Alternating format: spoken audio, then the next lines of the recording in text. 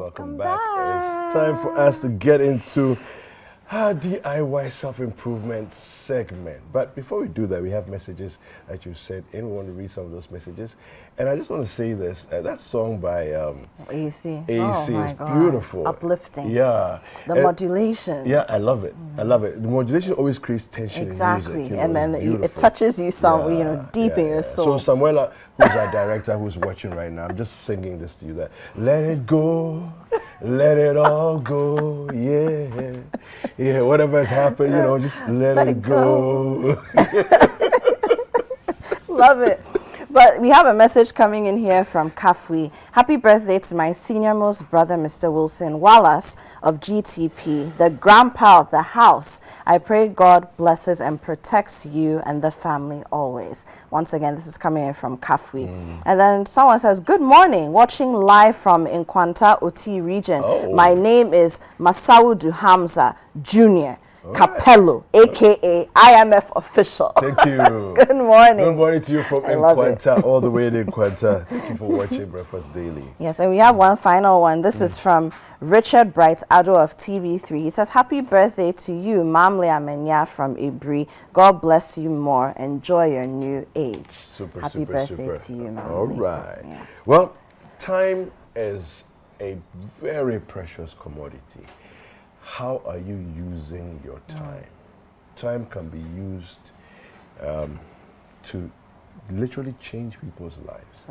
And we've been joined on the set this morning by Hannah Abrams, and she's going to get us into understanding the value of time and how to use time to your advantage so that your life a year from now can look very, very different depending on how you use the time. She is a pastor, she's a counselor, she's an author, she's quite a lot of things. She's everything. She's everything. Yeah. She's everything. Yeah. And she's here with us. Bonjour, ma sœur. Bonjour. Comment allez-vous? Bien, merci. At this point, this is when I leave the show. Bonjour. She's also a lecturer. She lectures in French, translates. I just wanted to put that out there. How's your French boyfriend? He's doing well. Greetings to him. I hope he's watching. I know he is. Yeah. Pastor Eric Abrams up here. God bless you. Yes. I love how she calls her husband her boyfriend. Her boyfriend. Yeah. Just keep it fresh. Yeah. Good morning. So, are we making the most of our time? That's the question that you have put to us, and we have in turn put it to our viewers this morning. But let's start from the very beginning. We think of time, I think we take it for granted a lot of the time, But why is time so precious? Why is it so precious? Okay. Time is so precious. The more I study about time, the more I get scared about time. Time is a non-renewable resource. I'm going to talk about time in terms of resources. When we talk of resources, natural resources, we know that. Renewable, non-renewable resources, it's easy. So we are beginning from the known to the unknown. Okay. When you look at time as a resource, as an asset, a material that can be used or drawn from for effective work, productivity, it becomes a different thing for you. Many people don't understand what time is. They see it as one of those things, I slept, I woke up, and there's a day and there's a night. But every day, God gives us 86,400 seconds. And if you know the value of a second, to those who just finished the Birmingham, a 100-meter race or a 400-meter race. The value of a second. That value of a second makes a difference between a gold medal, bronze, and no medal. And no medal, and money, and opportunities. Even those of us in media and TV, every second counts. You're getting the countdown. It's in seconds. So now, what is time to you? That's the first thing. When you don't see time as a resource, you don't value it as such. And then when you understand time as a resource, next thing is, how do you value it? What's the worth? How much value do you put on an hour? Or 10,000 hours, or 2 hours. So if somebody gives you 30 minutes of his or her time, depending on how much that person values the time. I was researching and I discovered that somebody earns $1.5 million per speech. And I'm like, some of us have been talking for years. You're joking. How much? And that was Trump. I was surprised. In 2002, you have the list where Robert Kiyosaki, you have Joel Austin, you have Robin Sharma, as those who speak and are earning so much.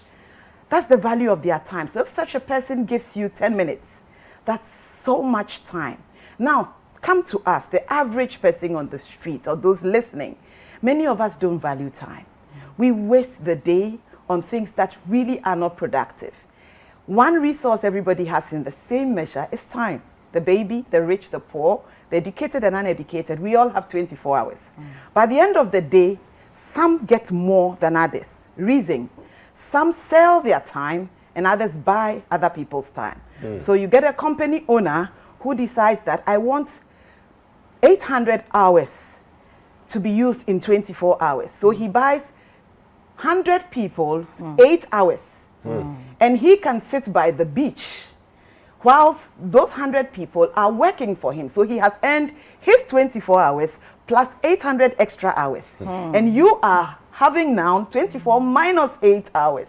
You've given it out and exchanged it for $100 worth a month. Yeah. That's the value of your time.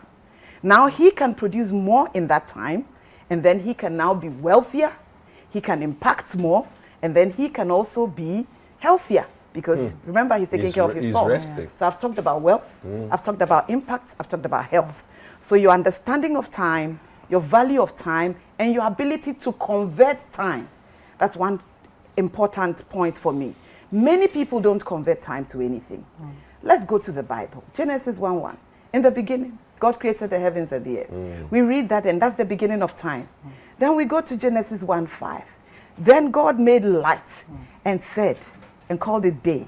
Then he made the darkness and called it night. Yeah. So it was their first day. Then you go to Genesis 2:2. And then on the seventh day, he rested. God himself is giving us an account of how he used a week, his time. How many of us can give an account of that value that God gives to us called time, that resource? And remember, we didn't come with it, and we are not going to go with it. But one day we are going to account for it.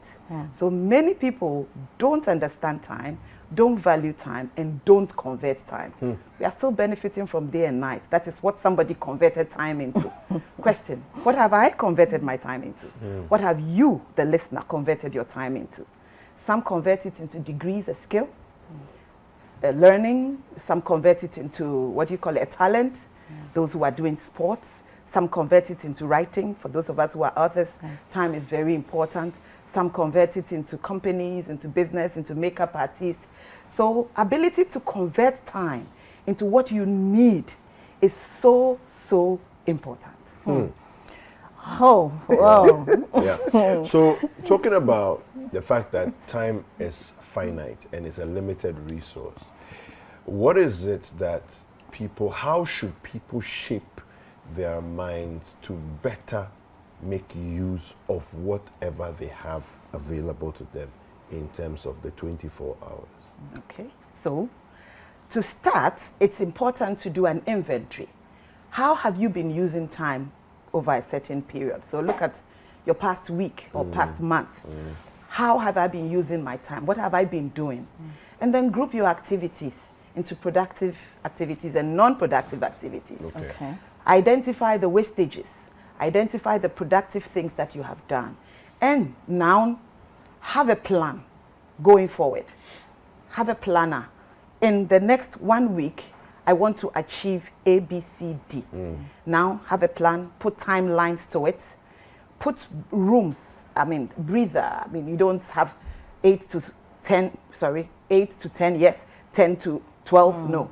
Put in breaks, rest breaks, contingencies that can come about. And then once you have a planner, then now you work on it as a routine, intentionally. And then you have timelines, very important. So within this week, I must have achieved this.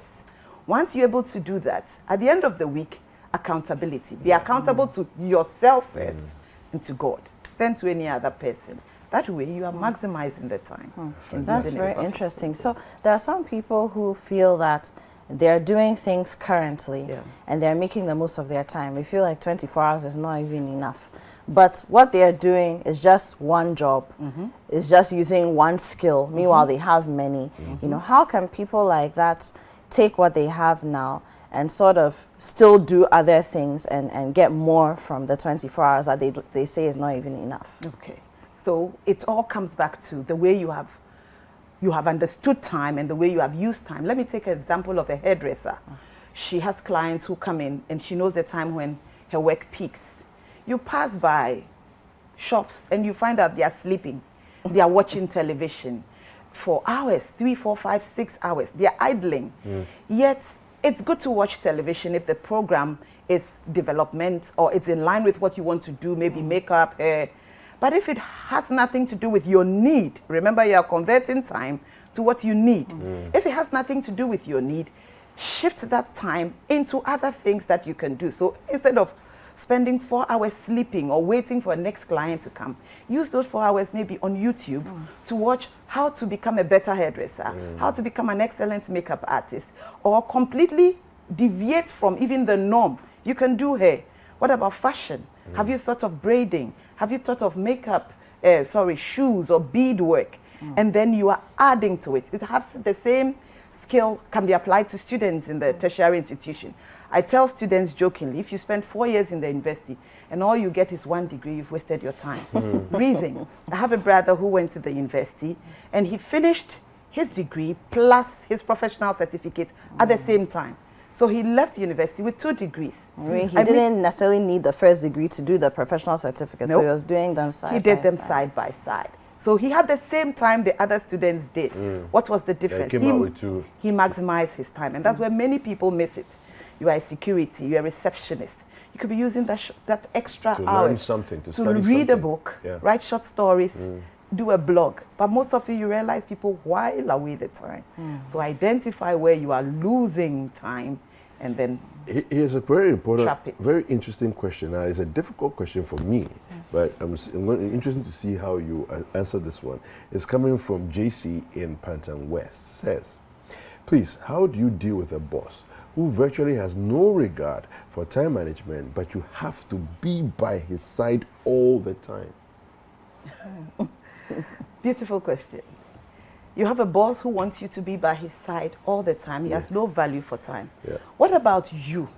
What is the value you place on your time? Remember, you have sold your time to him, so he's your boss. He's bought your time, actually. So for that 8 hours or for that 10 hours, your time is his. So as much as he may be overusing your time, it's because you don't know what to do with your time. And he now has the resources to buy your time. So those 8 hours actually are no longer yours, but they are his. Wow. That is a powerful way of looking at it. So that means that a lot of us actually need to sit down and do some introspection. If we feel that there are things we need, but we need to use our time to acquire those things, or we need to convert our time to those needs, then we need to reconsider what we are doing with our time now, or whom we've sold our time to. Very important. And in addition, sometimes you see, you may have sold your time not just for money, but for expertise, for skill acquisition, for networking. So don't always look at it in terms of legal tender. I mean, you are developing a skill, you are getting networks, and you are getting platforms. So those ones, you can't really put money to it. Fantastic. How do people get in touch with you? All of this rich knowledge. And like a crash course in My name is Hannah Abraham Sapia. You can find me on all the social media networks. I'm on YouTube. I have a YouTube channel where I teach young people on self-development. So you can just follow Hannah Abraham Sapia. My number is 054-706-4982. Please, the number one more time. 054-706-4982. Yes. All right. Thank you very much. Thank Hannah, you. Thank you so much for having me. Merci beaucoup. Please maximize your time. De rien.